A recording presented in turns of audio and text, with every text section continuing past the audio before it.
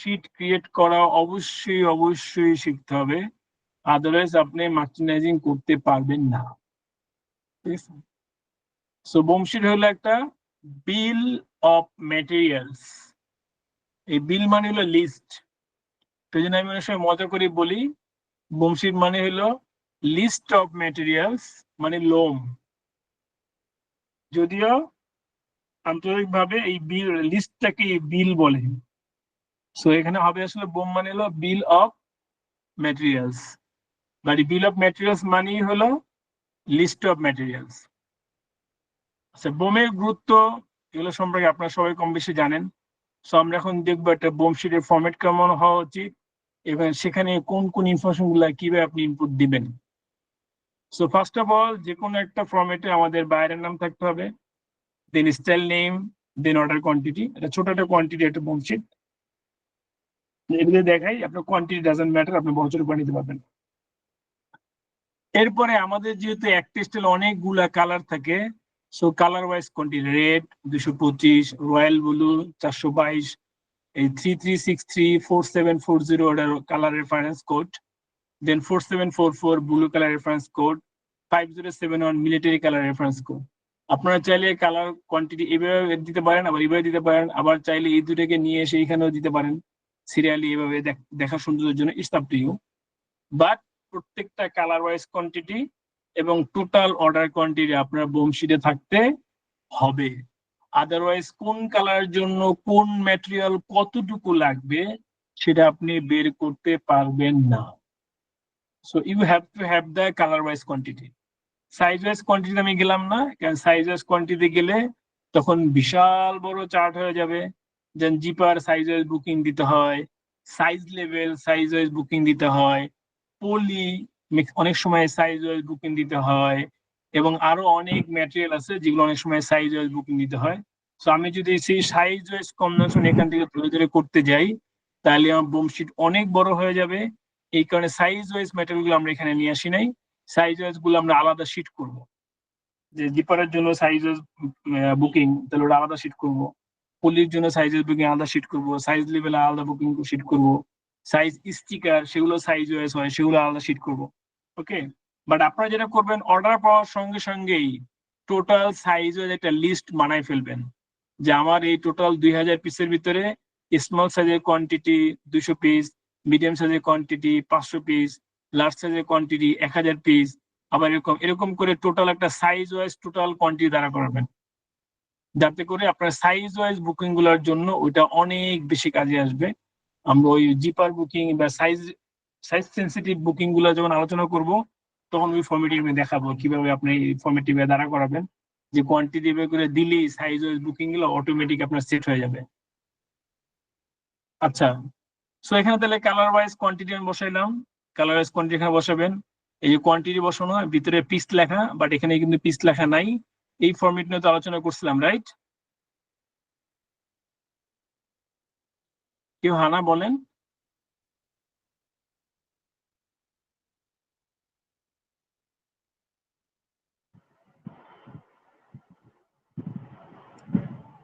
মোনায়েম হোসেন, জি sir, আবার একটু বলবেন স্যার। এখানে যে 225 দেখা যাচ্ছে পাশে পিস, সরি 400 পাশে পিস, কিন্তু এখানে সেলের ভিতরে মাত্র 225 লেখাটাই আছে, তাহলে পিস লেখাটা কিভাবে আসলো? স্যার এখানে কালার ওয়াইজ ইনপুট করা হয়েছে।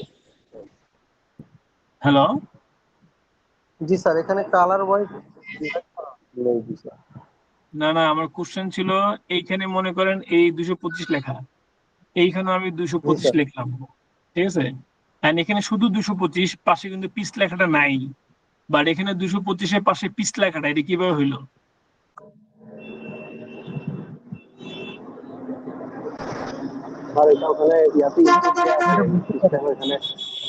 এটা দেখাইছিলাম না, তাহলে তাদের বলে গেলে হবে।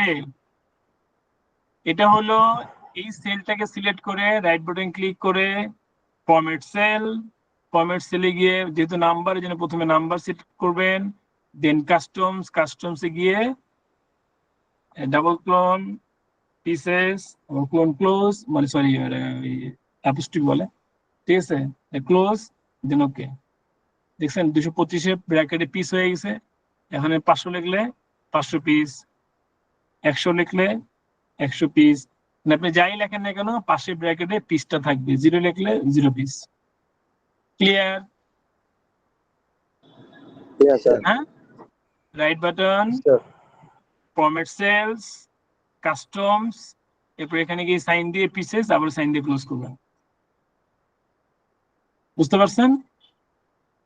জি স্যার। এইগুলোই হলো ইম্পর্টেন্ট শেখার বিষয়। আপনি যখন একটা ফরম্যাট করবেন তখন এখন অনেক কিছু লাগবে, কারণ আপনি যদি পিস লেখার জন্য আলাদা একটা কলাম নেন তাহলে কলাম অনেক বেশি লাগবে না? এখানে পিস লেখার জন্য আলাদা একটা কলাম নেই, এই পিস লেখার জন্য আলাদা একটা কলাম নেই, এই পিস লেখার জন্য আলাদা কলাম নেই, তাহলে অনেক বেশি জায়গা লেগে যাবে না? তো এই কারণে আমরা একটা সেলের ভিতরেই কোয়ান্টিটিও বসবে, আবার পাশে পিস লেখাটাও থাকবে। ক্লিয়ার এটা সবাই? এটা নিয়ে কারো কোনো কোশ্চেন আছে? না স্যার। আচ্ছা, ওকে। আমরা যেহেতু মনে পড়ে ফরম্যাট নিয়ে আলোচনা করছিলাম, যে currency format, numbering format, date format, custom format. Anyway, এটা তো ক্লিয়ার, রাইট? এখন আমরা আসবো বোম শিট ক্রিয়েট করার সময় কয়েকটা জিনিস আপনারা মাথায় রাখবেন। সেটা হলো কয়েকটা সেগমেন্টে ভাগ করবেন। একটা হলো সুইং অ্যাক্সেসরিজ, আর একটা হলো ফিনিশিং অ্যাক্সেসরিজ। কয়টা ভাগ করবো? প্রথমে দুইটা, সুইং অ্যাক্সেসরিজ আর একটা হলো ফিনিশিং অ্যাক্সেসরিজ। মানে হলো সুইং করতে আমার যেই ম্যাটেরিয়াল গুলো লাগবে সেগুলা, আর ফিনিশিং অ্যাক্সেসরিজ হলো সুইং এর পরে যে ম্যাটেরিয়াল গুলো লাগবে সেগুলো, ঠিক আছে? সো প্রথমে কি কি কিছু বলতে যাচ্ছেন? না sir. Okay, thank you. So প্রথমে দুইটা ক্যাটাগরি ভাগ করবেন, সুইং এন্ড ফিনিশিং। এরপরে ফিনিশিং এন্ড প্যাকিং একসঙ্গে, হ্যাঁ।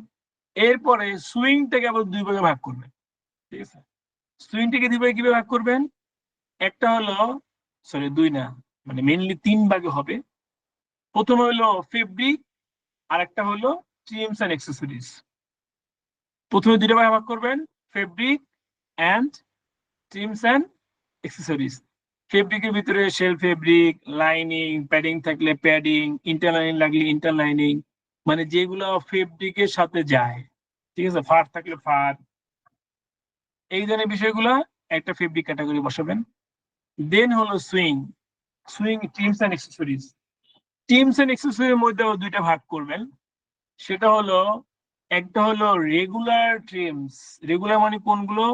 যেগুলো levels, main level, size level, care level, তারপর যদি অর্ডার লেভেল থাকে, ইনফো লেভেল থাকে, প্লাগ লেভেল থাকে, মানে কিছু কিছু বাইরে দেখবেন এই ধরনের মেটেরিয়াল গুলো সবসময় কমন থাকে, ইনক্লুডিং সুইং থ্রেড, সিম টেপ, এই ধরনের যদি কোনো কিছু থাকে, সেগুলা যেগুলা মোটামুটি সব অর্ডারেই থাকে, এইগুলো একটা ক্যাটাগরি করবেন। আর আরেকটা ক্যাটাগরি করবেন হলো যেই বিষয়গুলা স্টাইল টু স্টাইল ভেরি করে।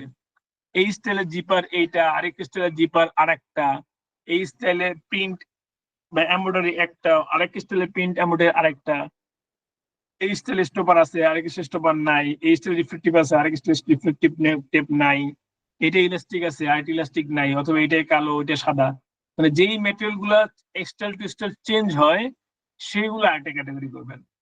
আমি কি বুঝতে পারতেছি বোম শিট ক্রিয়েট করার জন্য আর্লিয়ার ইনিশিয়াল আইডিয়া গুলা কিভাবে কাজ করবেন? হ্যাঁ স্যার, করতেছি। আপনি কি নোট নিচ্ছেন?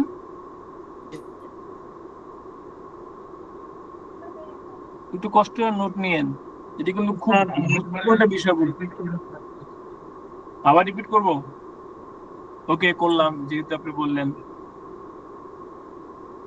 নোট নিয়েন, নোট নাইলে কিন্তু মিলাতে পারবেন না। প্রথমত দুই ভাগ, সুইং আর হলো ফিনিশিং। মানে একটা হলো সুইং স্টেজে যা লাগবে সেটা, আর একটা হলো সুইং এর পরে যেটা লাগবে। প্রথমে দুই ভাগ করলেন। এবার দুই ভাগ করার পরে সুইং পার্টটাকে আবার কয়েকটা ভাগ করবেন। প্রথমে ফেব্রিক টাইপের যা আছে, যেমন shell fabric, lining, padding, fake down, fur, তারপর হলো ইন্টারলাইনিং, আর কি আছে আপাতত মনে আছে, এগুলো হলো ফেব্রিক টাইপের, যেগুলো নিট, ওভেন, রিব, তারপর হলো নন ওভেন ফেব্রিক যেগুলো লাগে, এগুলো সব একটা জায়গায় বসাবেন। এরপরে ট্রিমস এন্ড এক্সেসরিজের মধ্যে আবার দুইটা ভাগ করবেন। একটা হলো যেই ট্রিমস এন্ড এক্সেসরিজ গুলা স্টাইল টু স্টাইল ভেরি করে, মানে চেঞ্জ হয় সেগুলো। আর কিছু ট্রিমস এক্সেসরিজ আছে যেটা হলো কমন, প্রত্যেকটা স্টাইলের জন্য ওই বায়ারের, মানে ওই নির্দিষ্ট বায়ারের সবসময় অলমোস্ট সেমই থাকে। যেমন main level, size level, care level, flag level, order level, info level, swing set, যদি সিলিং আইটেম হয় তাহলে সিম টেপ, তারপর হলো ওই মানে এগুলো সুইং এর পার্ট এগুলো থাকবে। এগুলো একটা জায়গায় বসাবেন, কারণ এগুলো কিন্তু স্টাইল টু স্টাইল আপনার বারবার পরিবর্তন করার প্রয়োজন নাই। শুধু যদি কোনো একটু চেঞ্জ থাকে, একটু চেঞ্জ হয়তো মডিফাই হবে, বাট মোস্ট অফ দ্য কেসই কি সব সেম থাকবে। সো বারবার ওই জায়গাটা আপনার হাত দেওয়ার প্রয়োজন হবে না।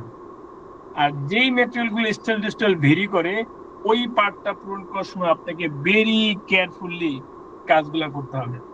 যেখানে জিপার কোন স্টাইলের, মানে কোন কালারের, কোন সাইজের, কোন কোয়ালিটির, সেটা কি নাইলন নাকি মেটাল নাকি ভিজলন, নাইলন হইলে আবার কি সেটা কি রিভার্স নাকি রিভার্সিবল, নাকি কন্ট্রাস্ট সেট আছে নাকি ওয়াটারপ্রুফ আছে, এরকম আরো অনেক বিষয় থাকতে পারে যেটা স্টাইল টু স্টাইল ভেরি করবে। তারপর স্টপার, জয়স্টিং, তারপর rubber cord, bungee cord, reflective, elastic, এরকম আরো অনেক ধরনের এক্সারসাইজ থাকবে যেগুলো স্টাইল টু স্টাইল ভেরি করবে। বুঝতে পারছেন এবার? জি স্যার। ওকে। সো তাহলে সেই স্টেপ টু স্টেপ মানে ক্যাটাগরি গুলো করার পরে এরপরে আপনারা বসানো শুরু করবেন। এখন বসানোর সময় কি কি রাখবেন? সবার আগে একটা সিরিয়াল নাম্বার থাকা উচিত, যাতে করে আপনি টোটাল একটা সিরিয়াল রাখতে পারেন এবং যে কোনো সময় কারোর সাথে কাজ করার সময় বা নিজে কাজ করার সময় সিরিয়াল রেফারেন্স দিলে কাজ করতে পারেন। এই জন্য যে কোনো একটা স্ট্যান্ডার্ড ফরম্যাটে সফটওয়্যারে সিরিয়াল নাম্বার রাখবেন। দেন হলো আইটেম, কোন item? Shell fabric, shell fabric, shell fabric, shell fabric, lining, lining, lining, lining, padding, zipper, আর অনেক কিছু থাকবে। তারপর হলো এখন এই যে শেল ফেব্রিক বসাইলেন, শেল ফেব্রিকটা কোথায় কোথায় হবে? Body and sleeve, body and sleeve. অনেক সময় এমন হয় যে আপনি এখানে যে শেল ফেব্রিকটা লিখছেন এটা শুধু বডিতে, হুডে অন্য আরেকটা, অথবা এটা শুধু বডি আর হুডে, স্লিভে আরেকটা, অথবা এটা শুধু হুডে, বডিতে আরেকটা, স্লিভ আরেকটা, এরকম হয় না? যে বডিতে একটা কালার, বডিতে একটা ফেব্রিক, স্লিভে একটা ফেব্রিক, হুডে একটা ফেব্রিক। এই কারণে প্লেসমেন্টটা উল্লেখ করবেন যে কোন ফেব্রিকটা কোন কোন প্লেসে বসবে, যাতে করে এই বোমশিট হাতে পাওয়ার সঙ্গে সঙ্গে আপনি ক্লিয়ারলি বুঝতে পারেন। দেন হলো আইটেম ডিসক্রিপশন, যেমন fabric, polyester, padding, nylon, description details. এই ফেব্রিক পার্টে ম্যাক্সিমাম ক্ষেত্রে যেসব ফেব্রিক বাইরে নমিনেটেড হয়, অথবা নমিনেটেড না হলেও বাইরের ফেব্রিকের একটা রেফারেন্স কোড থাকে, সেই রেফারেন্স কোডটা উল্লেখ করবেন, যাতে এই রেফারেন্স কোড ধরে ধরে সাপ্লাইকে বুকিং দিতে পারেন এবং ফার্দার যে কোনো কমিউনিকেশনে এই রেফারেন্স কোড ব্যবহার করতে পারেন। আমি আরেকটা গুরুত্বপূর্ণ কথা মনে করে দিই, বোমশিট খুবই গুরুত্বপূর্ণ একটা টুল টু স্মার্ট, মানে to communicate smartly with buyer and supplier both. কারণ হলো কোন কোন ম্যাটেরিয়াল আপনি কবে কি পাঠাইলেন, অ্যাপ্রুভাল পেন্ডিং আছে, সেটা যেমন বায়ারকে এই বোমশিট ধরে ধরে ফলো আপ করতে পারবেন, ঠিক তেমনি সাপ্লাইয়ের সাথেও কাজ করতে পারবেন। ইভেন ইন্টারনাল টিমের সাথে কাজ করার জন্য বোমশিপের গুরুত্ব অপরিসীম। যাক, এটা নিয়ে সমস্যা করবো না, বাট বোমশিটের গুরুত্ব বলে শেষ করা যাবে না মার্চেন্টের দিকে। দেন হলো সাপ্লায়ার, প্রত্যেকটা ম্যাটেরিয়ালের স্পেসিফিক সাপ্লায়ার নাম থাকতে হবে এবং সবগুলা সাপ্লায়ার নেম যেন একই স্পেলিং এ হয় সেটাকে এনশিওর করতে হবে। এখানে ডং হুয়া আর যে ডং হাওয়া এভাবে করে লেখা যাবে না। এভাবে করে লিখলে এইখান থেকে আমরা যে পিভট টেবিল বানাবো, অটোমেট করব বুকিং বুকিং কোয়ান্টিটি বের করার জন্য, তখন এখানে স্পেলিং যদি এক একটা এক এক রকম থাকে তাহলে কিন্তু সেটা প্রপারলি হবে না। সো আপনাকে ইনশিওর করতে হবে সকল সাপ্লায়ার নেম, সকল আইটেমের ডিসক্রিপশন, কালার, সব যেন 100% পারফেক্টলি হয়। এখানে কোথাও ইনফরমেশন ইনপুট দিতে ভুল হইলে অটোমেশনে গিয়ে বা পিভট করতে গিয়ে কিন্তু আপনার ঝামেলা হবে। আচ্ছা, সেখানে সাপ্লায়ার নেম বসাইলেন। দেন হলো সাইজ অ্যান্ড উইথ, প্রত্যেকটা ম্যাটেরিয়ালে কোনো না কোনো সাইজ বা উইথ থাকে। যেমন ফেব্রিকের তো সাইজ নেই, ফেব্রিকের থাকে উইথ, ঠিক আছে। জিপারের থাকে সাইজ, 5 নাম্বার, ঠিক আছে। তারপর হলো পুলার সেটা থাকে যে mm 8 mm এটা তারপরে আরেকটা জিপারের নাম্বার, ইলাস্টিক হলো 2.5 cm 1.3 cm গোজ গ্যান টেপ, এরকম প্রত্যেকটা জিনিসের কোনো না কোনো একটা উইথ অথবা কোনো একটা সাইজ কি থাকবে, সেটা এখানে রাখবেন যাতে করে এই অনুপাতে আপনি কাজ করতে পারেন। এরপর আসেন গার্মেন্টস কালার। গার্মেন্টস কালার কি মানে কালার ওয়ে, আমার যে গার্মেন্টসটা সেটা বায়ার কি নামে ডাকে। যেমন মনে করেন আপনি একটা অর্ডার পাইলেন, ওই গার্মেন্টসটার ভিতরে 2-3টা কালারের ফেব্রিক আছে, বডিতে রেড কালার, স্লিভে ব্লু কালার, হুডে গ্রিন কালার, ঠিক আছে। এখন বায়ার মনে করেন বললো এই কালার নাম হলো রেড, তো সে পিও শিটে রেড নামে কোয়ান্টিটি দিয়ে দিল, কিন্তু পুরো বডিটা কি রেড কালার? রেড কালার না। সো ওই যে বায়ার পিও শিটে যে কালার নামে ডাকতেছে সেটাকে আমরা বলি গার্মেন্টস কালার বা কালার ওয়ে, মানে কোন কালার নামে গার্মেন্টসটাকে ডাকা হচ্ছে। সো এটা আপনি লিখবেন গার্মেন্টস কালার হলে গার্মেন্টস কালার, কালার ওয়ে চাইলে কালার ওয়ে, অথবা কম্বো লিখতে চাইলে combo, whatever it is, but PO শিটে যে কালার রেফারেন্স থাকবে সেইটা এখানে বসাবেন। যেমন একটা বললো 3363 রেড কালার, এই যে 3363 red colour, 4740 royal colour, 4740 royal colour, 4744 blue colour, 4744 blue colour, 5071 green colour, 5071 green colour, এবং সবগুলা কালার যেন অ্যাকচুয়াল কালারই হয়। আচ্ছা, এরপর হলো কোন গার্মেন্টস কালারের আইটেম কালার কি। যেন আমার গার্মেন্টস কালার হলো 33.63 রেড, এটার আইটেম কালার হলো রেড। রয়্যালের shell colour royal, blue shell colour blue. কিন্তু দেখেন লাইনিং এ গিয়ে চেঞ্জ হয়ে গেছে, লাইনিং এ রেড কালার বডিতে লাইনিং হলো dark colour blue, dark blue. Royal colour বডিতে লাইনিং হলো রেড, ব্লু কালার বডিতে লাইনিং হলো রয়্যাল, গ্রিন কালার বডিতে লাইনিং হলো রয়্যাল। তো এই যে গার্মেন্টস কালার একবার লিখলাম, আবার আইটেম কালারটা লিখলাম, এই দুইটা কলামই থাকতে হবে। অনেক ক্ষেত্রেই দেখা যাবে গার্মেন্টস এর কালার আর অন্য আইটেমের কালার সেম না, তখন কিন্তু আপনার লাগবে। ইনিশিয়ালি মনে হতে পারে যে না আমার তো হোয়াইট কালার টি শার্ট, পুরো বডি তো হোয়াইটই, তাহলে তোমার দুইটা লাগার দরকার নেই, গার্মেন্টস কালারই বডি কালার, ঠিক আছে। এনিওয়ে, বাট বোমের ক্ষেত্রে আপনারা মাথায় রাখবেন গার্মেন্টস কালার বা কালার ওয়ে, আর আইটেম কালার জন্য আটটা রাখবেন। আচ্ছা, এরপর হইলো আমরা এরকম বসাইলাম যেমন প্যাডিং এর white colour, zipper blue, blue royal blue, তারপরে গ্রিন, যার যে ম্যাটেরিয়াল কালার হয় এগুলো উল্লেখ করবেন, প্রত্যেকটা ম্যাটেরিয়ালের কালার উল্লেখ করবেন। মেইন লেভেল যদি হোয়াইট হলে হোয়াইট, ব্ল্যাক হলে ব্ল্যাক, অফ হোয়াইট হলে অফ হোয়াইট, ইয়েলো হলে ইয়েলো, ব্লু হলে blue, what ever colour is, but material colour উল্লেখ করবেন যাতে করে আপনি কালার ধরে ধরে কাজ করতে পারেন। দেন হলো অ্যাপ্রুভ ডেট, আর এখানে অ্যাপ্রুভ কমেন্ট। অ্যাপ্রুভাল ডেটটা মানে অ্যাপ্রুভ ডেটটাকে আমি একটু অন্যভাবে কাজ করি। কিভাবে? মনে করেন এই ফেব্রিকের সোয়াস আমি কোয়ালিটির জন্য পাঠাইলাম, এখানে লিখে রাখি তারিখ দিয়ে, ফর এক্সাম্পল মনে করেন আমি লিখলাম আজকে 1 সেপ্টেম্বর, হ্যাঁ, send for quality approval. So আমি এটা পাইলেই কিন্তু দেখতে পারতেছি 1 সেপ্টেম্বর কোয়ালিটি অ্যাপ্রুভাল জন্য পাঠানো হইলো, ঠিক আছে। এরপর যদি চাই যে অল্টার ইন্টার দিয়ে পরের লাইনে মনে করেন 4 সেপ্টেম্বর ল্যাবডিপ সেন্ড, ল্যাবডিপ সেন্ড অ্যাপ্রুভালের জন্য হয়, শুধু ল্যাবডিপ সেন্ড দিয়ে রাখলাম, ঠিক আছে। এইভাবে করে এক্সেলের ভিতরেই কিন্তু আপনি অনেক কিছু কমেন্টস নিয়ে কাজ করতে পারবেন। এটা কেন বললাম? কারণ প্রত্যেকটা জিনিসের জন্য আলাদা আলাদা করে যদি ধরেন তাহলে আপনার শীট অনেক বড় হয়ে যাবে। বাট কারো যদি মনে হয় যে না আমার এটা খুবই জরুরি, আমি কোয়ালিটির জন্য একটা কলাম করব, ল্যাব ডিপের জন্য আরেকটা কলাম করব, ঠিক আছে, এবং ওই রিলেটেড আরো কোনো বিষয় থাকলে আরেকটা রিমার্কস রাখবো, ইউ ক্যান কিপ। এটা ডিপেন্ড করবে আপনার প্রয়োজনীয়তার উপরে, ঠিক আছে। এখন আমি যেটা করি, এইখানে মনে করেন অ্যাপ্রুভ যেদিন হয়ে গেল এরপরে আগে এগুলো সব মুছে ফেলি।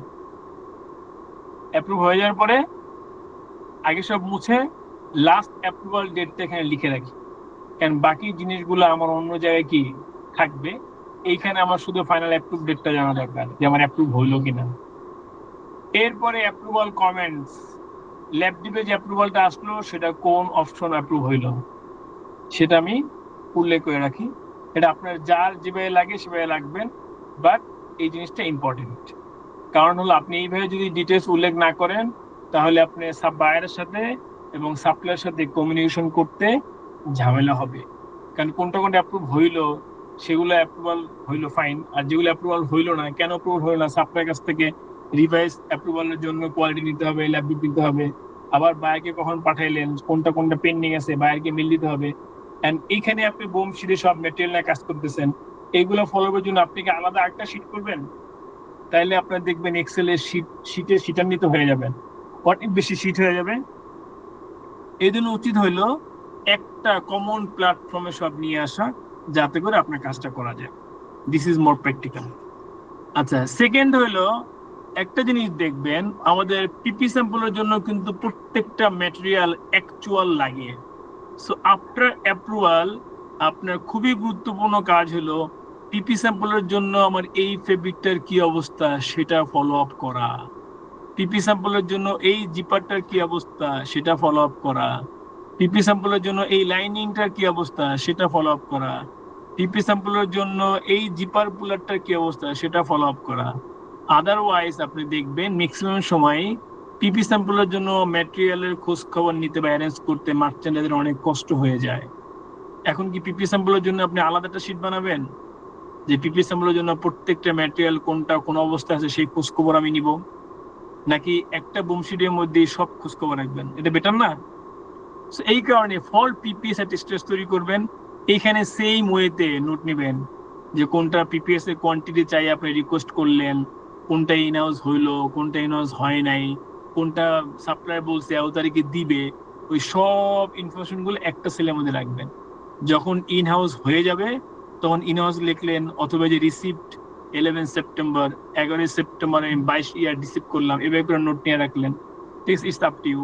অথবা এখানে ডেট দিলেন, পাশে আরেকটা কলাম অ্যাড করলেন রিমার্কস হিসাবে, যে কয় তারিখে রিসিভ করলেন এখানে রিমার্কস, আবার কোন তারিখে রিকোয়েস্ট করলেন এখানে ডেট দিলেন, পাশে লিখলেন যে এত তারিখে স্যাম্পলের জন্য রিকোয়েস্ট করা হইলো।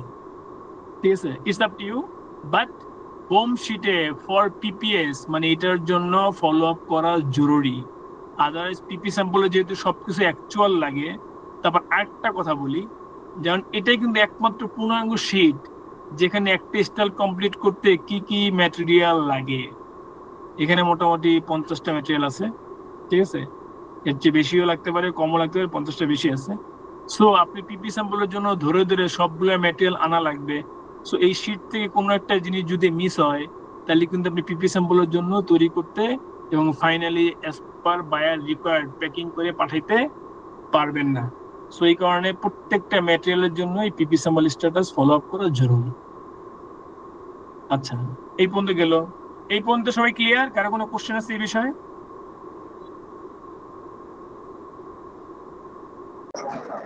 না স্যার। ওকে, গুড। এবার আসেন আমাদের ক্যালকুলেশন পার্টে। সো এই যে order quantity, red colour order quantity কত? 225 পিস। মনে আছে আপনাদের আমি বলছিলাম যে একটা সেলের জন্য নেম রেফারেন্স করা যায় নেম ম্যানেজারে, মনে আছে আপনাদের?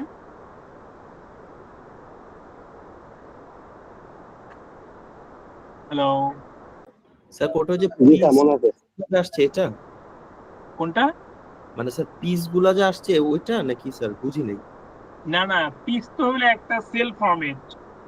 আরেকটা আলোচনা করছিলাম আমরা যে যে কোনো একটা সেলের নেম দেওয়া। দেখেন এটা সিলেক্ট করার সঙ্গে সঙ্গে একটা নাম আসে, দেখছেন?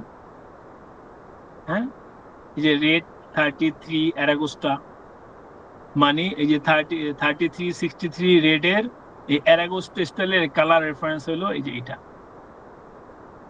আমরা দেখি এই কারণে কিন্তু বিষয়গুলো আমি আগে আলোচনা করছিলাম, বাট আপনারা অনেকেই স্কিপ করছেন অথবা ভিডিও পাবেন সে আশায় বসে আছেন। এটা হলো ফর্মুলা নেম ম্যানেজার কোথায়? এই যে নেম ম্যানেজার, ঠিক আছে, রেফারেন্স দেখাচ্ছে কেন? এনিওয়ে, এই দেখেন ব্লু 4744 1019 পিস, আরাগোস্টা সাইজ কোনো কারণে রেফারেন্স ই দেখাচ্ছে, মানে ভ্যালু দেখাচ্ছে না, আমি ঠিক করে দেবো, সমস্যা নেই। তো ব্লু 4744, তো যে এম গ্রিন 5057 347 পিস, প্রত্যেকটা কালারের জন্য একটা রেফারেন্স কোড আমি ক্রিয়েট করে দিছি, যাতে করে এই কালার নেম লেখার সঙ্গে সঙ্গে এই সেলে আমার রিকোয়ার্ড কোয়ান্টিটি অটোমেটিক এসে পড়ে। আমার এখানে বসে এইটাকে রেফারেন্স করা অথবা এইখান থেকে মিলে এইটাকে রেফারেন্স করা, এগুলো কিছুই করা লাগবে না। What I need to do, আমি শুধু এই যেখানে যাব, ফর এক্সাম্পল মনে করেন এটা আমি ডিলিট করে দিলাম, ঠিক আছে। এখন এখানে লিখবো কি কালার, 33 রেড, সমান সমান রেড। রেডের কোনটা, এই যে রেডের 3363 অ্যারাগোস্টার কোয়ান্টিটি, ইন্টার। দেখছেন এখানে কোয়ান্টিটি এসে পড়ছে, ঠিক এটা, ঠিক আছে। সেটা যদি একবার আপনি ক্রিয়েট করে দেন নেম ম্যানেজারে, এরপর যেখানে রেড লেখা লাগবে আপনি রেড লিখবেন, অটোমেটিক এসে পড়বে। বুঝতে পারছেন? জি স্যার। ওকে, আচ্ছা। সো তাহলে এই কোয়ান্টিটি আসলো এই নেম ম্যানেজার থেকে, অটোমেটিক প্রত্যেকটা কালারের জন্য কোয়ান্টিটি এসে বললো অটোমেটিক। আপনার বারবার লেখা লাগলো না, শুধু সিলেক্ট করে দিবেন এটা রেড কালার, এটা green colour, royal colour, quantity automatic এসে পড়বে। আচ্ছা, আর এইটা দেখেন, এটা হলো হোয়াইট, মানে টোটাল সবগুলা বডি কালারের জন্য অনেক একটাই। এই কারণে এখানে কিন্তু আমি কালার ওয়াইজ নিইনি, এখানে নিচ্ছি টোটাল অর্ডার কোয়ান্টিটি। এই যে অর্ডার কোয়ান্টিটি অ্যারাগোসটা, এই যে এইটা, ঠিক আছে। এটার জন্য আলাদা নেম ম্যানেজার নেম সেট করে রাখছি, যে টোটাল অর্ডার কোয়ান্টিটি হবে এটা, অর্ডার কোয়ান্টিটি অ্যারাগোসটা, মানে অ্যারাগোস স্টাইলে টোটাল অর্ডার কোয়ান্টিটি। সো যেখানে এটা লাগবে সেখানে এটা, যেখানে রেড লাগবে সেখানে রেড, এভাবে আপনার কোয়ান্টিটি সেট করে নিতে পারবেন। মেইন বিষয় হলো যত ফাংশন আপনি জানবেন তত ফুটফুলি ডাইনামিক ওয়েতে আপনি ব্যবহার করতে পারবেন। আচ্ছা, সো এখানে তাহলে আমার অর্ডার কোয়ান্টিটি আসলো, কোন কালারের জন্য অর্ডার কোয়ান্টিটি কত। এরপর হলো কনজাম্পশন। প্রত্যেকটা ম্যাটেরিয়ালের অ্যাকুরেট কনজাম্পশন নিতে হবে উইদাউট ওয়েস্টেজ, মানে যা আছে তাই, ওয়েস্টেজ আমরা আলাদা অ্যাড করবো লস পার্সেন্টেজ। আর যদি এমন হয় যে না আপনার কোম্পানিতে ক্যাট থেকে যে কনজাম্পশন দেয় সেখানে ইনক্লুডিং 3 বা 5% অ্যাড করা, তাহলে সেটাই বসাই দিবেন। এরপর বুকিং পার্টে আপনারা যে লস পার্সেন্টেজ অ্যাড করলে সেগুলো করবেন। It depends on the policy of your company. যদি কোম্পানি পলিসি হয় যে 100% অ্যাকুরেট দিবে, কোনো ওয়েস্টেজ অ্যাড করবে না, তাহলে এখানে দিয়ে এখানে ওয়েস্টেজ অ্যাড করে নেবেন। আর যদি কোম্পানি না, যে 3 to 5% ওয়েস্টেজ যা আছে সে অ্যাড করে কনজাম্পশন দিছে, তাহলে সে তারটা বসাই দিবেন। তারপর আপনার মতো করে 1-2% যদি বাড়ায় নেওয়ার প্রয়োজন মনে হয় তাহলে 1-2% বাড়ায় নেবেন। ক্লিয়ার?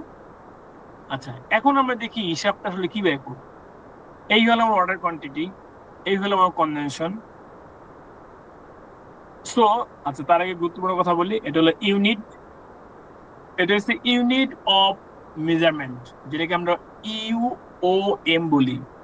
প্রত্যেকটা জিনিসের unit of measurement different different.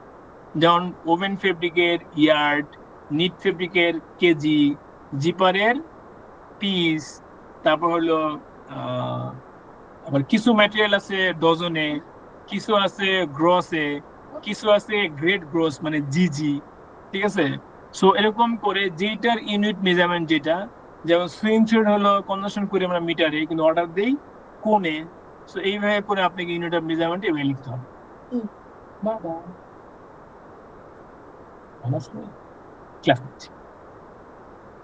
আচ্ছা, so order quantity 225, consumption 1.83। So তাহলে 225 আর 1.83 দুইটা মাল্টিপ্লাই করলে আসবে আমার 411। সো এখানে দেখেন ফর্মুলা লেখা আছে L5 into M5, that means এই M5 আর এই হলো L5। সো দুইটাকে মাল্টিপ্লাই করলে আসলো আমার টোটাল কনজাম্পশন ফর প্রোডাকশন। এর মানে হলো 225 পিস মাল প্রোডাকশন করতে আমার 1.83 কনজাম্পশন করে 411.94 গজ ফেব্রিক লাগবে। এই পর্যন্ত ক্লিয়ার সবাই? জি স্যার। ওকে, গুড। জি স্যার, ঠিক আছে। এরপরে দেখেন এখানে একটা কলাম অ্যাড করছি আমি, স্টক কোয়ান্টিটি। আমরা যেহেতু একটা ফ্যাক্টরিতে কাজ করতেছি, নিশ্চয়ই আজকেই প্রথম ফ্যাক্টরির জন্ম হয় নাই, ফ্যাক্টরি আরো 2, 4, 5, 10, 15, 20 বছর আগে থেকে চলতেছে, রাইট? সো ফ্যাক্টরির অনেক ম্যাটেরিয়ালের স্টক থাকাটাই স্বাভাবিক। সো যেই ম্যাটেরিয়াল গুলোর স্টক আছে, অনেক সময় সেল ফেব্রিক লাকিলি পেয়ে যেতে পারেন, বাট মোর দ্যান 90% কেসেই সেই ফেব্রিক মিলবে না। লাইনিং মিলে যেতে পারে, মনে করেন যে taffeta nylon taffeta lining, blue colour, red colour, royal colour আপনি এর আগে কখনো করছেন, সেটার সঙ্গে 19-20 হইলেও আমরা মিলাই দেই, সেটা থাকতে পারে। প্যাডিং, আপনি 5 বছর যাওয়ার প্যাডিং জ্যাকেট করতেছেন, এখানে অনেক ওই কোয়ালিটির প্যাডিং স্টক থাকতে পারে। জিপার সিমিলার কালারের জিপার স্টক থাকতে পারে, সুইং থার্ড স্টক থাকতে পারে। একই ব্র্যান্ডের কাজ অনেকদিন যাবত করতেছেন, তার মেইন লেভেল স্টক থাকতে পারে, সাইজ লেভেল স্টক থাকতে পারে। কেয়ার লেভেল থাকার সম্ভাবনা কম, কারণ স্টোর ভেরি করে। তাও যদি সিমিলার হয় মিলে থাকতে পারে। পলি, কার্টুন এগুলো স্টক থাকতে পারে, ইলাস্টিক স্টক থাকতে পারে, ব্রকট, আরো অনেক স্টক থাকতে পারে। পারি কিনা? জি স্যার, পারো। হ্যাঁ, এই কলামটা রাখা সবচেয়ে বড় উদ্দেশ্য হইলো আমরা অনেক মার্চেন্ডাইজাররাই স্টক কোয়ান্টিটি, স্টকে যা থাকে সেটাকে ব্যবহার করার জন্য সদিচ্ছা পোষণ করি না। তো আপনার বোমে যখন এরকম একটা কলাম থাকবে, আপনি তখন একবারের জন্য হইলো রিমাইন্ডেড হবেন যে হ্যাঁ আমার এই ম্যাটেরিয়াল স্টক আছে কিনা, লেটস সি। সো স্টোরে যখন আপনি এই ম্যাটেরিয়াল গুলো দিয়ে পাঠাবেন, সে চেক করে আপনাকে বলবে যে এই ম্যাটেরিয়ালের কাছাকাছি এই ম্যাটেরিয়াল এই পরিমাণে আছে, আপনি যদি চান ব্যবহার করতে পারেন। সো তাহলে কি হবে, এখন মনে করেন আপনার লাগবে এই যে লাইনিং রয়্যাল কালার 2400-2366 গজ, এন্ড সিমিলার রয়্যাল কালার মনে করেন আপনার 500 গজ আছে, ঠিক আছে? তাহলে আপনি 500 গজ স্টক লিখে রাখবেন। অবশ্যই এটা অ্যাজ পার কালার, কোয়ালিটি এবং বাইরের এখানে ব্যবহারযোগ্য কিনা সেটা অবশ্যই আপনাকে ডাবল চেক করে কনফার্ম করতে হবে। সো আপনি যখন 500 এখানে লিখে ফেলেন, এই দেখেন আমার টোটাল কতটুকু, টোটাল কোয়ান্টিটি পারচেসের কোয়ান্টিটি থেকে 500 গজ মাইনাস হয়ে গেল না? সো ফর্মুলাটা ওইভাবে সেট করতে হবে। এরপর মনে করেন স্টক কোয়ান্টিটি বসাইলেন, যে স্টক থাকলে বসাবেন, না থাকলে বসাবেন না। এরপর লস পার্সেন্টেজ, আপনি কত পার্সেন্ট লস পার্সেন্টেজ ধরবেন, মানে কাজ করতে গেলে নষ্ট হবে এরকম, বা অনেকে ওয়েস্টেজ পার্সেন্টেজ লেখে, লস পার্সেন্টেজ লেখে, ইটস আপ টু ইউ, আপনি কি নামে ডাকবেন সেটা আপনার ইচ্ছা। মানে এখানে 1%, 2%, 3%, যার যেভাবে লাগে as per your company policy এখানে পার্সেন্টটা বসাবেন। তারপর পার্সেন্টটা বসানোর পরে এখানে আমরা ফর্মুলা বসাবো টোটাল কনজাম্পশন টু পারচেজ, মানে ফাইনাল কতটুকু পারচেজ করা লাগবে। খেয়াল করেন, এর আগে লেখা ছিল ফর প্রোডাকশন, মানে প্রোডাকশন করতে আমার কতটুকু লাগবে। এখন হলো টোটাল কতটুকু পারচেজ করতে হবে। যদি স্টক থাকে সেই কোয়ান্টিটি বাদে পারচেজ করবো, ধরে নিলাম 100 গজ স্টক আছে। যদি স্টক থাকে তাহলে 100 গজ বাদে আর এই 1% লস অ্যাড হয়ে যেই কোয়ান্টিটি আসবে সেটা আপনাকে পারচেজ করতে হবে। এখানে ফর্মুলা কি সেট করা আছে, P5। P5 মানে হলো স্টক কোয়ান্টিটি। P5 কে আগে কেন দিলাম, যদি আপনি স্টক থাকে 450 গজ, তাহলে কি আপনার পারচেজ করার প্রয়োজন আছে? নাই। যদি স্টক 550 গজ থাকে আর আছে মনে করেন 411 গজ, মানে 450 গজ আছে আর কনজাম্পশন দিয়ে টোটাল লাগে 411, তাহলে তো আপনার পারচেজ করার প্রয়োজন নাই। এই কারণে এই স্টক কোয়ান্টিটিটা আগে দেওয়া হয়েছে। তো stock quantity minus Q5। Q5 কোনটা, এই যে আমার ফর প্রোডাকশন যেটা লাগবে, divided by 1 minus Q5। Q5 কোনটা, এই যে Q5। এখন এই ফর্মুলার মধ্যে 1 মাইনাস Q5 কেন দেওয়া হলো, কেউ কি জানেন?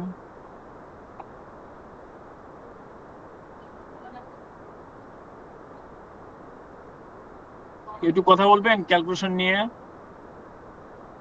স্যার ওই এক মানে 1 কে তো আমরা ফুল ধরতেছি, হ্যাঁ, পূর্ণাঙ্গ হচ্ছে 1, সেখান থেকে 1% যাবে, এরকম কিছু হ্যাঁ, কি? আমরা কি এরকম ধরতে পারতাম না, মনে করেন সমান সমান stock quantity minus bracket Q into bracket 1 plus percentage,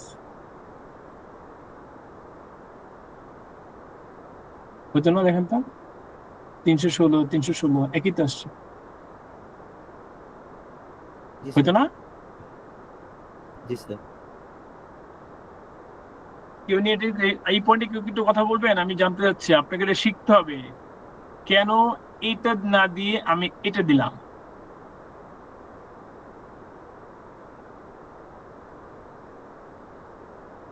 মানে সূক্ষ্ম একটা পার্থক্য আছে, জি স্যার, আপনি একটু ব্যাখ্যা করুন স্যার।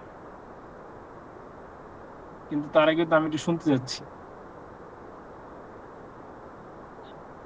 শাহেদ কিছু বলবেন এই পয়েন্টে?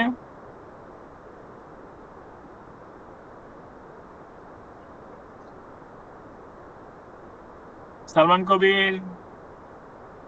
জি স্যার, আমি তো যে 1 কে ধরছি পূর্ণাঙ্গ সংখ্যা, তারপর ওইখান থেকে 1% বাদ দিছি আর কি। মানে এইভাবে করছেন নাকি এইভাবে করছেন? স্যার এই যে নিচে যেভাবে ধরছেন এভাবেই স্যার। এটা জি স্যার। গুড। জানি না হয়েছে কিনা, রেডি মনে হচ্ছে যে ঠিক আছে। মানে সহজ করতে হিসাব করলে দুইটাই রাইট। এই কারণে মনে করেন আমার 411 ফেব্রিক লাগবে আমার, হ্যাঁ মনে করেন এই যে স্টক পার্সেন্ট, স্টক বাদ দিলাম, 411 ফেব্রিক লাগবে। তাহলে 411 এখন এটার সঙ্গে গুণ করতে হবে 1 প্লাস এই পার্সেন্টেজ, ঠিক আছে? তাইলে আমার লাগবে 416। এই স্টক কোয়ান্টিটি মনে করেন বাদ দিলাম, ঠিক আছে? 416 লাগবে না? জি স্যার। এটাই হলো সহজ হিসাব, যে অর্ডার কোয়ান্টিটি যা লাগবে তার সঙ্গে আমি পার্সেন্টেজ কি করলাম, বাড়াই দিলাম, ঠিক আছে? বাট এইখানে যে 1 প্লাস পার্সেন্টেজ এইটা না দিয়ে আমি কেন 1 মাইনাস পার্সেন্টেজ দিলাম, এটার বিশাল বড় একটা ব্যাখ্যা আছে। আমি আপনাদের ক্লাসে যদি সুযোগ পেয়ে ব্যাখ্যা আলোচনা করবো কস্টিং এর সময়। এখন এখানে যারা আছেন তাদেরকে সংক্ষিপ্ত বলে দিই। দেখেন এখানে পার্সেন্টেজ কত, 1 না? যদি আমি 10 দেই,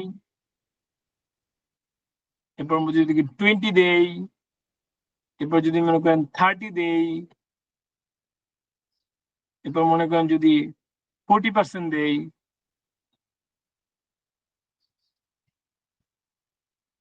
দেখছেন পার্থক্য? জি স্যার।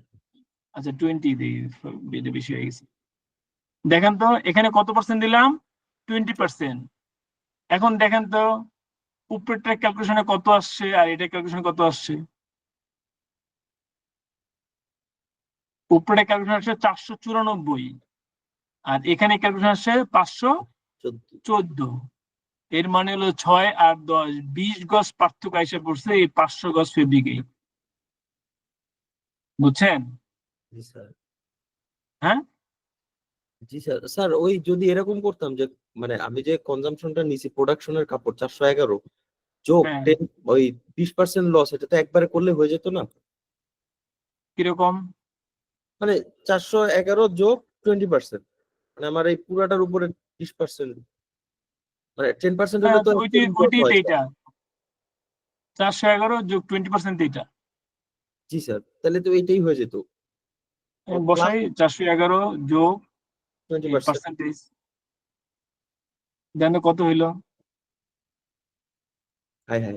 এতটার সঙ্গে যোগ হইলো না, পার্সেন্টেজ দিলে তো আচ্ছা সরি যোগ দিয়ে দিলাম। 411 20% হয়েছে স্যার, এরকম হয়েছে মনে হচ্ছে। হ্যাঁ এই কারণে আপনাকে এই যে প্রথমে ওইটা দিয়ে বসাই দিয়ে পরে যোগ দিতে হবে। আমি তো সেটাই করছি এখানে, এই যে এটা এটা মানে গুণ 1 পয়েন্ট পার্সেন্টেজটা, তাহলে এখানে পার্সেন্টেজটা যেটা আসলো সেটা এখানে যোগ হয়ে যাবে, ঠিক আছে? জি স্যার। বুঝতে পারছেন? এখন দেখেন আমার বলার উদ্দেশ্য যেটা, যদি আপনি এই সহজ থিওরিতে করেন যে টোটাল কোয়ান্টিটি যোগ, আচ্ছা যদি আপনি এইভাবে করেন যে plus O5 into Q5, right? আপনি এটা বলছেন না জি যে স্যার। জি অর্ডার স্যার, টোটাল এটাই বলছি। কোয়ান্টিটি যোগ টোটাল কোয়ান্টিটি পার্সেন্টেজ হ্যাঁ হ্যাঁ স্যার। একই, মানে এখানে যেটা বসানো হয়েছে আর আমি যেটা বসাইছি ওই ফর্মুলা অ্যান্সার একই হবে।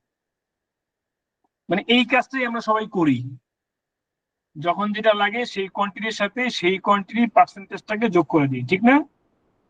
জি স্যার, মানে ওই যে লস যে পার্সেন্টেজটা হবে সেটাই যোগ করে হ্যাঁ দিই। হ্যাঁ এই যে লস পার্সেন্টেজটাই আমি বসাইছি।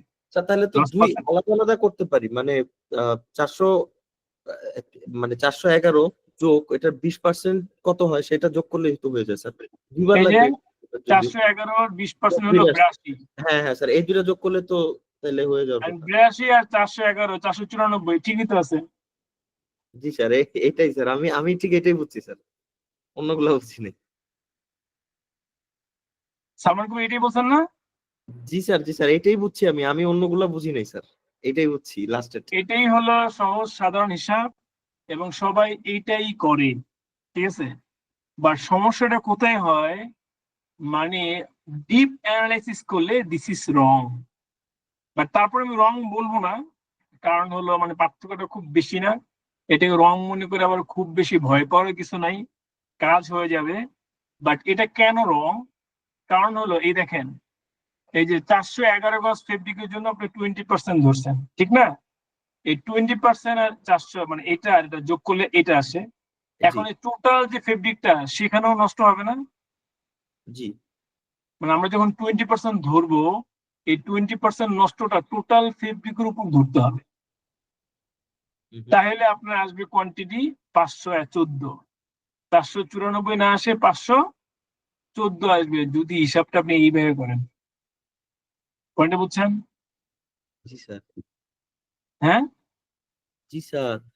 এখানে কিভাবে করা হচ্ছে, 1 মাইনাস লস পার্সেন্টেজ, এর মানে হইলো এই কোয়ান্টিটি হয়েছে 80%, আর এইটা হইলো এখান থেকে পার্সেন্টেজ যেটা বেরোবে সেটা হবে 20%। টোটাল মিলে গিয়ে দাঁড়াবে এটা।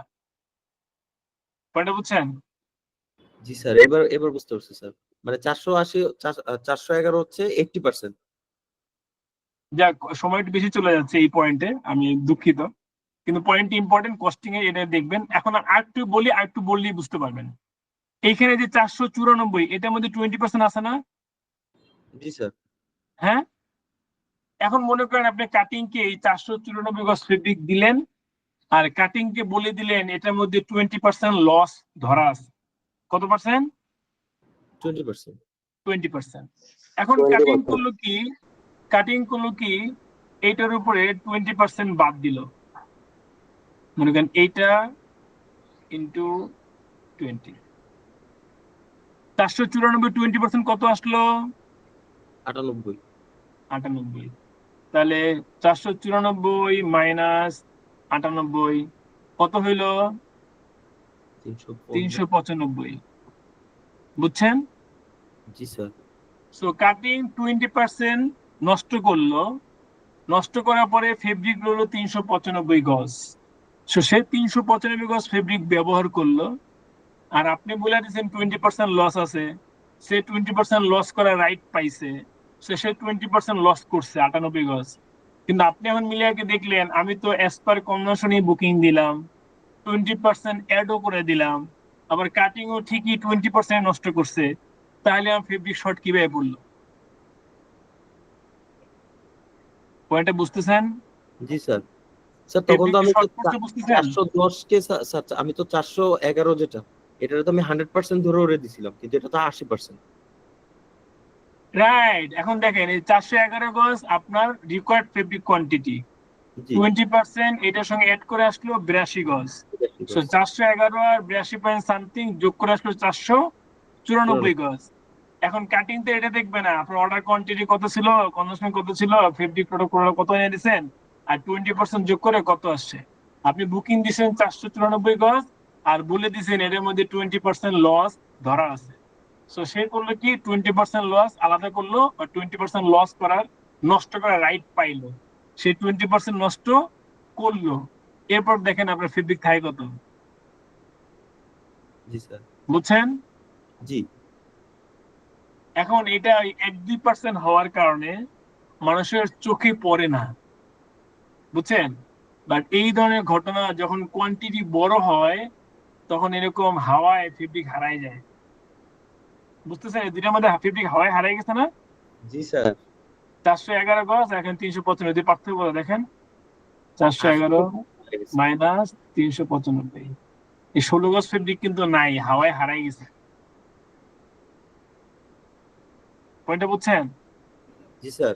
এই 16 গজ ফেব্রিক কিন্তু হাওয়ায় হারাই গেছে, আপনি হিসাব কিন্তু বের করতে পারবেন না 16 গজ ফেব্রিক আসলে কই গেল। এরকম ঘটনা প্র্যাকটিক্যালি লাইফে ঘটে। এই কারণে দেয়ার ইজ এ ফর্মুলা, যেইভাবে করলে আপনার ফেব্রিক এরকম হাওয়ায় হারায় যাবে না। কিভাবে? আপনি যদি 514 গজ ফেব্রিক বুকিং দেন তাহলে 514 ইন্টু 20%, কত আসলো? 102 গজ। এবার দেখেন 514 মাইনাস 102 কত আসলো? 412 গজ। এই দেখেন 412 আর আপনার 412 মিলে গেল। জি স্যার। হ্যাঁ, দ্যাট মিনস এইখানে যে 20% আছে, কাটিং এর লোক 20% নষ্ট করার পরেও আপনার অ্যাকচুয়াল রিকোয়ার্ড কোয়ান্টিটি কিন্তু থেকে গেল। বুঝতে পারছেন? জি স্যার। তাহলে দুইটার মধ্যে কোনটা মোর জি স্যার, বুঝতে পারছি। প্র্যাকটিক্যাল? এটা ক্লিয়ার? হ্যাঁ স্যার, ক্লিয়ার। যদিও ছোট বিষয়, আমি আলোচনার ক্ষেত্রে হয়তো 10-15 মিনিট সময় নিয়ে নিছি, বাট এটা অনেক বড় বড় কেসে গিয়ে অনেক বড় ধরনের ধরা খাইতে হয়। কিন্তু সমস্যা হলো ফেব্রিকটা হাওয়ায় হারায় যাওয়ার কারণে আমরা সাধারণ মার্চেন্ট যারা আছি তারা বুঝতে পারি না ঘটনাটা কি ঘটলো। পয়েন্টটা বুঝছেন? সবাই কি ক্লিয়ার একেবারে, each and everyone? Salman Kabir clear, right? জি স্যার, একদম। ওকে, অজয়? জি স্যার ক্লিয়ার, তবে একবার চার্টের মধ্যে নিলে একটু সুবিধা হতো আর কি স্যার। বাকিটা নিজে প্র্যাকটিস করে নেক্সট ক্লাসে আমাকে বলবেন যে স্যার এটা বুঝি নাই। নিজে একটু অ্যানালাইসিস করেন। আমি তো কনসেপ্টটা দিলাম। গোলাম রাব্বি? স্যার একটু একটু বুঝছি, আবার ট্রাই করতে হবে, তাহলে বোঝা যাবে। রাইট, নিজে একটু অ্যানালাইসিস করেন। না বুঝলে নেক্সট দিন আপনার সাথে দেখা হবে, আমার সাথে 5 মিনিট বসলে প্র্যাকটিক্যালি আরো ক্লিয়ার করে দেওয়া যাবে। মেহেদী আর হাসান? একটু শীটটা দেখতে হবে, হ্যাঁ, একটু শীটটা ওপেন করতে পারবেন স্যার? যে কোথায় শিওর, কোনটা হয় না? শিট ওপেন করলাম, বলেন কি বলতে চান। মানে এখানে হচ্ছে স্যার আমাদের total quantity of for production হচ্ছে 411.94 যেটা দেওয়া আছে। হ্যাঁ 412 তো ধরলাম রাউন্ড ফিগারে। আচ্ছা, এটা হচ্ছে আমার মানে বুকিং করার জন্য দরকার নাকি স্যার? এই 412 গজ ফেব্রিক আমার প্রোডাকশন করতে লাগবে। আচ্ছা, এর মধ্যে আবার শুধু 20% আমার লস থাকবে। 20% লস আপনি এডিশনালি ধরবেন। মানে 412 আচ্ছা, গজ তাহলে ফেব্রিক আমার এক্সট্রা লাগবে থাকবে। এই 225 গজ পিস 225 পিস গার্মেন্টস বানাইতে।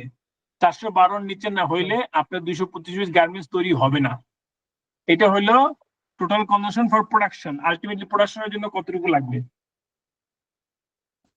তাহলে স্যার আমার তো এখানে লসও থাকবে, তো সেই ক্ষেত্রে যদি লস থাকে 20%, তাহলে 412-র সাথে আরো 20% যোগ করে যেই মানে কোয়ান্টিটিটা পাবো সেটাই আমার তাহলে পারচেস করতে হবে, তাই না স্যার?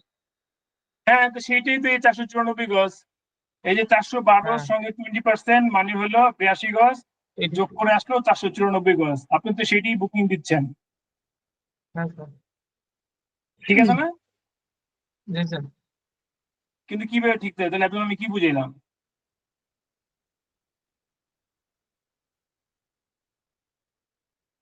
অজয়, জি স্যার, কিছু তো আবার আছে বলতেছি, এখানে। সবাই মনোযোগ দিয়ে শুনবেন। এই যে 411 গজ, আমি আবার ঠিক করে ফেলতেছি, এই যে 411 রাউন্ড ফিগার 412 গজ, এত গজ ফেব্রিক আমার লাগবে as per this convention 225 piece garment সেলাই করতে। এখানে কোনো কম্প্রোমাইজ হবে না, এটা একবারে সলিড লাগবেই। এখন আপনি চিন্তা করলেন ছোট অর্ডার কোয়ান্টিটি, এগুলা কাটাকাটি করতে গিয়ে আমার অনেক ফেব্রিক নষ্ট হবে। উদাহরণস্বরূপ ধরে নিলাম 20% লস, তাহলে 411 সাথে 20% হলো এই যে 82 গজ, তাহলে 411 আর 82 টোটাল হলো 494 গজ। সো আমি 494 গজ ফেব্রিক বুকিং দিয়ে ঘরে নিয়ে আসলাম, ইন হাউস করলাম। আমি যেভাবে বলি এভাবে বুঝেন।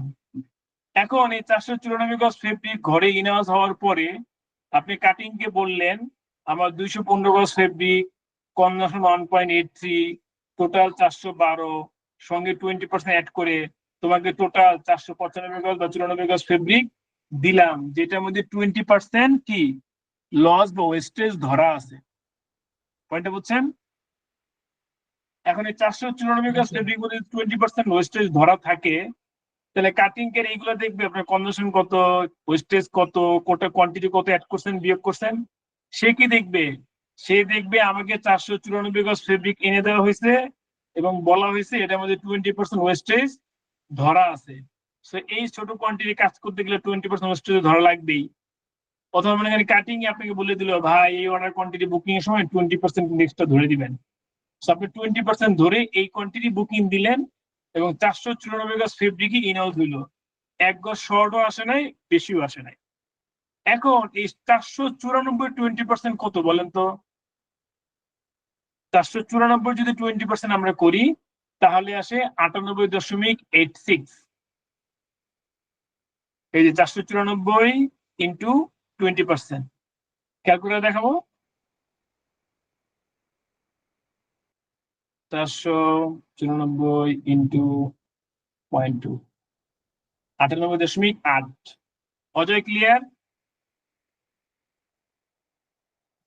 স্যার ওকে, তাহলে 494 গজ ফেব্রিক আসলো, মানে কাটিং হাতে পাইলো। সে এখানকার 20% নষ্ট করার জন্য রাইট রাখে, কারণ বুকিং এর সময় আপনাকে বলে দিয়েছে 20% ধরতে। আপনি আনার পর বলছেন যে ভাই হ্যাঁ এখানে 20% আছে, ঠিক আছে। সে 494 থেকে 20% বাদ দিল, তাহলে 494 মাইনাস কত 98.98 ধরলাম। তাহলে এখন ফেব্রিক থাকে কত 396 গজ। এখন 396 গজ ফেব্রিক দিয়ে কি আপনি 225 পিস গার্মেন্টস 1.83 কনভেনশনে সেলাই করতে পারবেন? না স্যার পারবেন না। তাহলে এই যে 16 গজ ফেব্রিক হারাই গেল, এই 16 গজ ফেব্রিক কই খুঁজে পাবেন? স্টোর খুঁজতে খুঁজতে টায়ার্ড হয়ে যাবেন, হিসাব নিকাশ 100 বার করবেন ক্যালকুলেটরে, কিন্তু 16 গজ আর কোথাও পাওয়া যাবে না। বুঝছেন? আপনি হিসাব করে দেখবেন আরে অর্ডার কোয়ান্টিটি কনভার্সন এইটা 20% অ্যাড করলাম, এই বুকিং দিলাম, তাহলে তো আমার সব ঠিকই আছে, আমি সব চেক করে দিচ্ছি আমার সব ঠিক আছে। কাটিং হিসাব করবে, ফেব্রিক যা আসছে 20% তো আমার, সে 20% বাদ দিল। সে বললো আমিও তো 20% বেশি নষ্ট করি নাই, তাহলে ফেব্রিক গেল কই? পয়েন্টটা বুঝছেন? হ্যালো, জি স্যার। স্যার বুঝছি স্যার। হ্যাঁ স্যার। কাটিং কে কি আপনার ধরার কোনো সুযোগ আছে যে সে 20% না, বেশি না, ফেব্রিক স্যার। নষ্ট করছে? সুযোগ তো নাই স্যার। সুযোগ নাই, কারণ আপনি তাকে যে ফেব্রিক দিলেন সে তার ঠিক 20% নষ্ট করছে, কিন্তু আলটিমেটলি আপনি সেলাই করতে গিয়ে দেখতেছেন ফেব্রিক নাই। তো সমস্যাটা কোথায়? সমস্যা হলো আমাদের সহজ চিন্তা ভাবনায়। সহজ চিন্তা ভাবনা কি? অর্ডার কোয়ান্টিটি 20% যোগ বুকিং কোয়ান্টিটি। এই সহজ চিন্তা ভাবনা করলে এই সহজেই ফেব্রিক হাওয়ায় হারাই যাবে। পয়েন্টটা বুঝছেন? এই জন্য আপনাকে একটু ফিনান্সিয়াল অ্যানালিস্টদের মতো চিন্তা ভাবনা করতে হবে। কিভাবে? আপনি যেহেতু 20% নষ্ট করবেন, তাহলে 20% নষ্ট করার পরে যে ফেব্রিকটা থাকবে সেটা আসলে 80%। পয়েন্টটা বুঝতেছেন? 20% ফেব্রিক নষ্ট করার পরে এই ফেব্রিকটা কত পার্সেন্ট? এটা আসলে 80%। 80% স্যার। সো এইটাকে 80% ধরে আলাদা 20% এইভাবে বের করতে হবে। বুঝছেন? সেটার ফর্মুলাই হলো এইটা। কি সেটা? ওই যে কোয়ান্টিটি। ও আমি কোয়ান্টিটি লিখে দিই এখানে, হ্যাঁ? এই মনে করেন লিখলাম,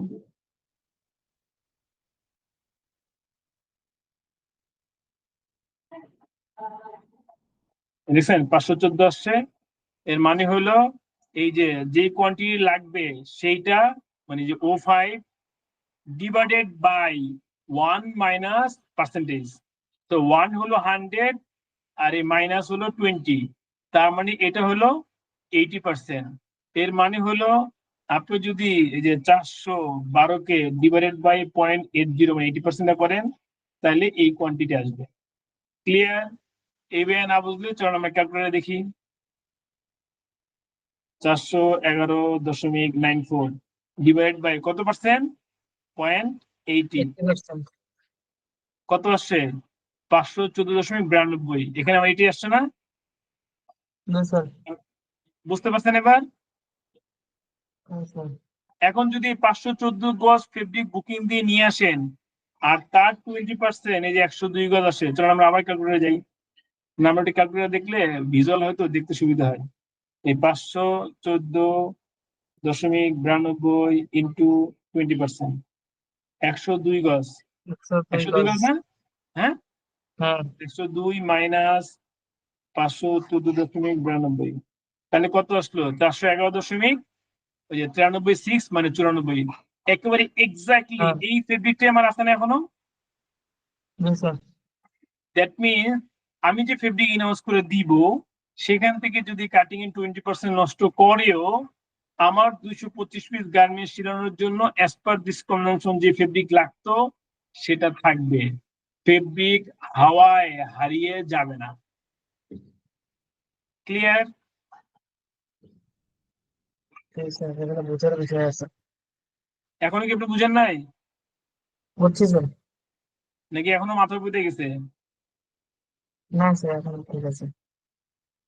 আমি সবার কনফারেন্স যাচ্ছি। আজকের পুরো ক্লাসে যদি একটা জিনিস বুঝেন তাও আমি সার্থক, একটা গুরুত্বপূর্ণ জিনিস বুঝলেন। তাইবুর রহমান নাফিস বুঝছেন?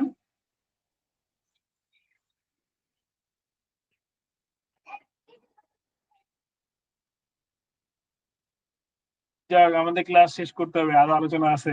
এটা তো মাত্র একটা পয়েন্ট গেল। সো এই বিষয়গুলা ছোটখাটো বিষয় হওয়ার কারণে মানে ছোট ছোট করে অনেক অর্ডারে অনেক এরকম ফেব্রিক হাওয়ায় ভাসায় যায়, বাট আমরা মার্চেন্টরা বুঝতে পারি না। শেষমেশ ডিসিশন কি নেই, বা ফেব্রিক যা আছে এটাতে যত পিস হয়, তাহলে কত পিস হবে দেখিনি আমরা। এই 395 ডিভাইডেড বাই এটা ডিভাইড বাই কনভেনশন হবে কত? 216 পিস। তখন আমরা কি করি, 225 জায়গায় 216 পিস মাল বানায় শিপমেন্ট দিয়ে দিই। আর কি বলি, কোনো কারণে ফেব্রিক শর্ট পড়ে গেছে, অর্ডার কোয়ান্টিটি ফিল আপ করতে পারি নাই। বুঝতে পারছেন? হ্যাঁ, সেক্ষেত্রে স্যার প্রবলেম হয় না? প্রবলেম কি হবে? আপনার আপনাকে আপনার মালিক বলবে, এই মিস্টার জব্বার বুকিং শিটটা নিয়ে আসো তো, নিয়ে আসলেন। কন্ডিশন কত ছিল, ক্যাডের কন্ডিশনটা নিয়ে আসো তো, নিয়ে আসলেন। কত পার্সেন্ট অ্যাড করছো? 20%। ওকে, তাহলে বুকিং কোয়ান্টিটি কত দিছো? 494। স্যার আমার তো ঠিকই আছে। আচ্ছা ঠিক আছে, ওকে ডান। এবার কাটিং এ দেখলো, এই কাটিং তুমি আসো, তোমাকে বলছিল সর্বোচ্চ 20% নষ্ট করবো, তুমি বেশি নষ্ট করছো কেন? সে বলবো, না স্যার আমি তো বেশি নষ্ট করি নাই, এই 494 গজ ফেব্রিক আসছে, 20%-এ আমি 98 গজ ফেব্রিক পাই, 98 গজের বেশি নষ্ট হয় নাই। দেখেন আপনি আমার ওয়েস্টেজ কাটিং কুটিং দিয়ে আমি 395 গজ ফেব্রিক কাটছি, মানে কাটিং এর লে দিয়ে পিস হিসাব করে করে লেন্থ কাটার মার্কার লেন্থ ধরে ধরে কয়টা কাটিং এ কত গজ ফেব্রিক ব্যবহার করা হয়েছে টোটাল হিসাব কিন্তু কাটিং এর কাছে থাকে। সে প্রমাণ করে দিবে আমি 395 গজ ফেব্রিক কেটে কাটিং ইনপুটে দিয়ে দিচ্ছি। সো তাহলে কাটিং মাপ পেয়ে গেল, মার্চের মাপ পেয়ে গেল, মাঝখানে 16 গজ ফেব্রিক হাওয়া। বুঝতে পারছেন? স্যার মালিক কি বুঝে স্যার এগুলা? সব মালিক এখনো বুঝে না রে ভাই। ওটাই তো স্যার, এত ক্রিটিক্যাল তো মনে হয় ওই পর্যন্ত সে মনে মানে করে এরকম ছিল না ডিপ হয়তো। অ্যানালিসিস এখনো অনেক মার্চেন্টাইজার বড় বড় ম্যানেজার দিয়ে মালিকরা এই ডিপ অ্যানালিসিস পর্যন্ত এখনো যাইতে পারে নাই। এই বিষয়টা আমি ডিসকভার করছি 2014 সালে। 2014 সালে একটা কি কারণে যেন একটা ডিপ অ্যানালিসিস করতে করতে বিষয়গুলো আমার চোখে পড়ছে, কিরে এইভাবে তো অনেক কিছু গায়েব হয়ে যাচ্ছে। ঠিক আছে, এবং এটার একটা ইম্প্যাক্ট কিন্তু কস্টিংও আছে, আমরা কস্টিং এর সময়ও ডিসকাস করবো। স্টিল এখনো এই পয়েন্টে আমার সাথে অনেকে এগ্রি করে না, তর্ক করে। কারণ মানুষ হলো মানে যে যেটা করতে অভ্যস্ত সেটাকে এস্টাবলিশ করার জন্য পালে জীবন দিয়ে দেয়। ঠিক আছে, বাট এটা যে বাস্তব সত্য এটা অনেকে এখনো মানতে চায় না। বাট আমি যেখানে টিম লিডার হিসেবে, হেড অফ মার্চেন্ট হিসেবে ছিলাম, সেখানে এইভাবেই সবাইকে কাজ করাইছি। যে এই শীটটা কিন্তু আমার এক মার্চেন্টের মাধ্যমে তৈরি 2022 সালে। আমি ওকে বলছি এইভাবে বানাও, মানে ফর্মেট দিয়ে দিচ্ছি, সেইভাবে পূরণ করছে। তো অনেক আগে থেকে আমরা এই সিস্টেমে বুকিং দিই। ঠিক আছে, এবং আমার সঙ্গে যারা কাজ করার সুযোগ হয়েছে তাদের সবাইকে এটা বুঝাই দিই যে এইভাবেই করলেই তুমি সেফ থাকবা, নাইলে কিন্তু এরকম একটা কোয়ান্টিটি ফেব্রিক হাওয়া হয়ে যাবে, আর খুঁজে পাবা না। ক্লিয়ার আপনারা সবাই? জি স্যার। ওকে, সো এইভাবে করে অর্ডার কোয়ান্টিটি বসাইলেন, পারচেজ কতটুকু লাগবে সেটা দিলেন। এই পর্যন্ত হলো আমার রিয়েল বুমশিট। ঠিক আছে, এর বাইরে যেগুলো আছে যে booking date, booking quantity, need to book যদি শর্ট প্লাস মাইনাস থাকে, ইনভয়েস, এগুলো পরে আলোচনা করব। এখন আসেন যদি এই পর্যন্ত এই বসায় থাকি, ঠিক আছে, তাহলে দেখেন এগুলো সব মাইনাস না? হ্যাঁ, মানে এগুলো বুকিং দেওয়া লাগবে, ঠিক আছে, এগুলো আমার বুকিং দেওয়া লাগবে। তো আসেন আমরা এখন দেখেন এইখানে বুকিং দেওয়া আছে না, বুকিং দেওয়া থাকার কারণে এখানে দেখেন এগুলো প্লাস দেখাচ্ছে, মানে মাইনাসে নাই। যেটা মাইনাস আছে এটা দেখাচ্ছে নিড টু বুক, মানে এখানে এই যে 20% অ্যাড করার কারণে এখন ফেব্রিক বেশি লাগবে, তাহলে আরো 75 গজ ফেব্রিক বুকিং দেওয়া লাগবে, ঠিক আছে। এখন যদি মনে করেন এইটাকে আমরা ডিলিট করে দেই, তাহলে দেখেন এগুলো সব রেড হয়ে গেল না, মানে এগুলো আমার বুকিং দেওয়া লাগবে, নিড টু বুক। এটাকে আমি রেড করে দিচ্ছি এই কারণে যাতে সহজে চোখে পড়ে কোনো বুকিং শর্ট পড়লে কিনা। এখন আমরা দেখবো এখান থেকে পিভট তৈরি করা। কি তৈরি করা দেখবো? পিভট। পিভট টেবিল কিভাবে তৈরি করে? আচ্ছা, আমি শুধু আজকে এটা দেখাচ্ছি যেটা রেডি করা আছে, এরপরে প্র্যাকটিক্যালি আমি আবার দেখাবো, অনেক দাপ্ট হয়ে গেছে। সো এখানে দেখেন সব সাপ্লায়ার নেম ধরে ধরে করা হয়েছে না? একটা প্র্যাকটিক্যাল না দেখলে মনে শান্তি পাচ্ছি না, পরে মনে হবে যে না কি শিখাইলাম, তুমি যে ধরে দেখাইতে পারলাম না।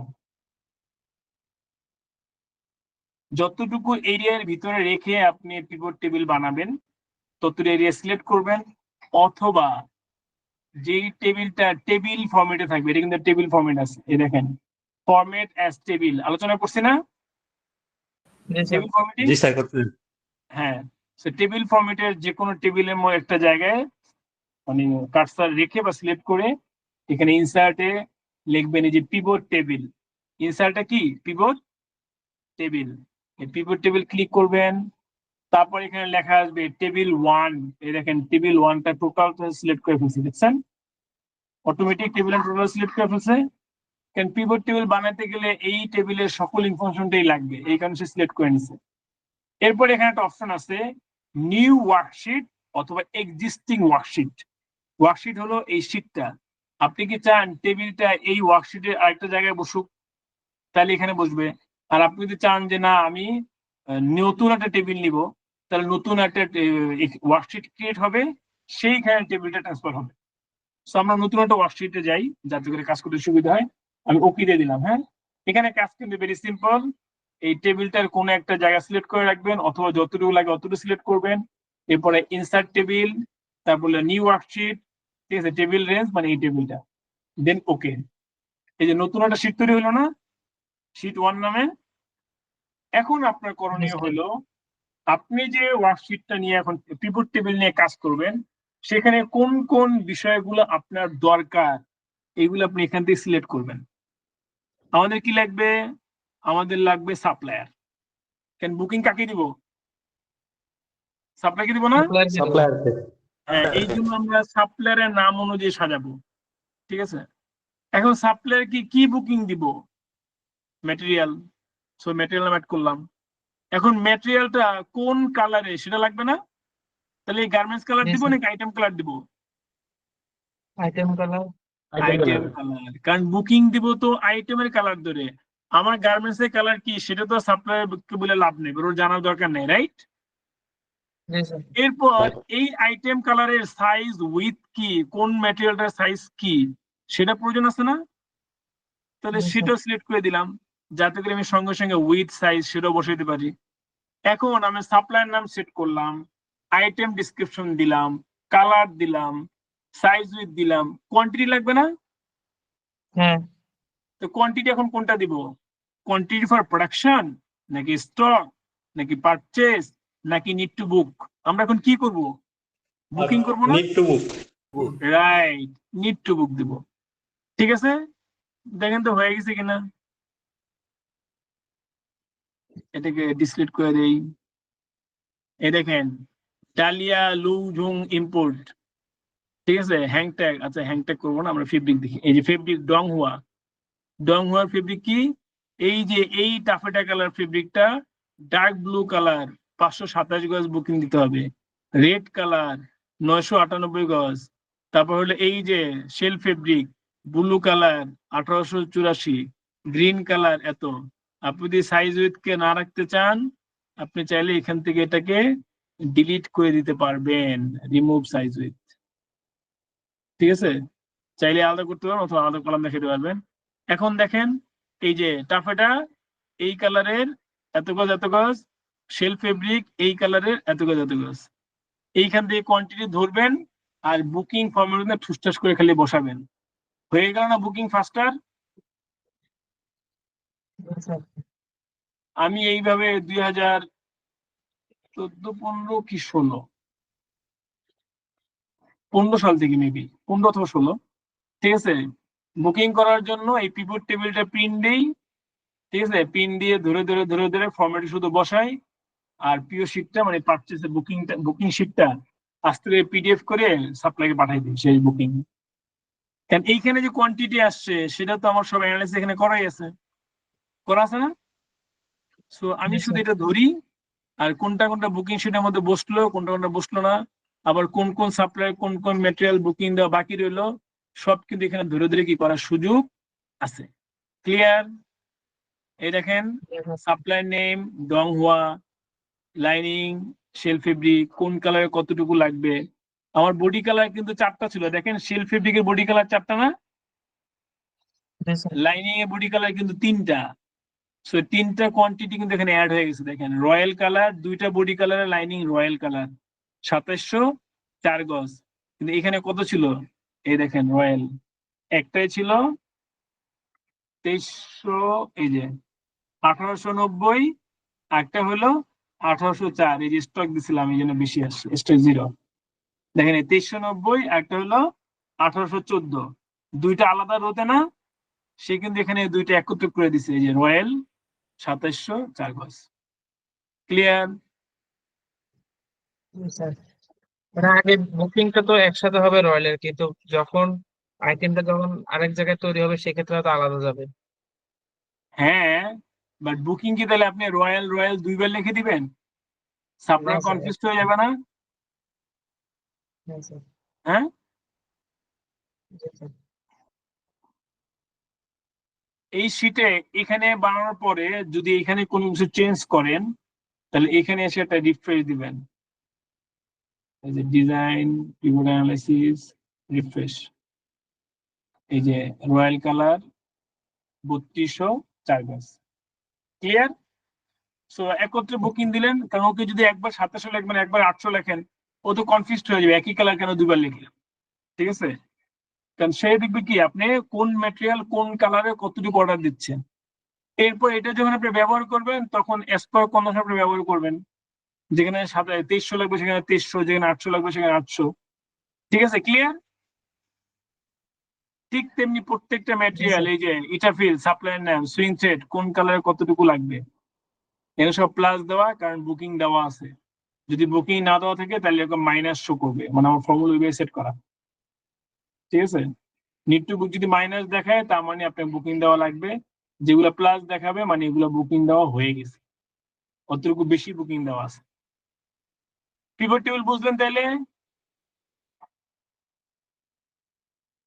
এখন এই পিভট টেবিলের মধ্যে একটা মজার খেলা আছে, এটা আমার আজকে লাস্ট ডিসকাশন। এখানে সিলেক্ট করে দিবেন ডাটা, ডাটা দেওয়ার পরে ডাটা নেই, ইনসার্ট, হ্যাঁ ইনসার্ট, সিলেক্ট করার পরে ইনসার্টে যাবেন। ইনসার্টের পরে এই যে দেখেন লেখা স্লাইসার, দেখতেছেন সবাই? স্লাইসার ক্লিক করবেন। স্লাইসার ক্লিক করার পরে সাপ্লায়ার অথবা গার্মেন্টস কালার, ঠিক আছে, যদি আরো কিছু লাগে মনে করেন শেল ফেব্রিক, 3টা জিনিস নিলাম আমরা, 3টার জন্য এই 3টা তৈরি করে নিয়ে আসলাম।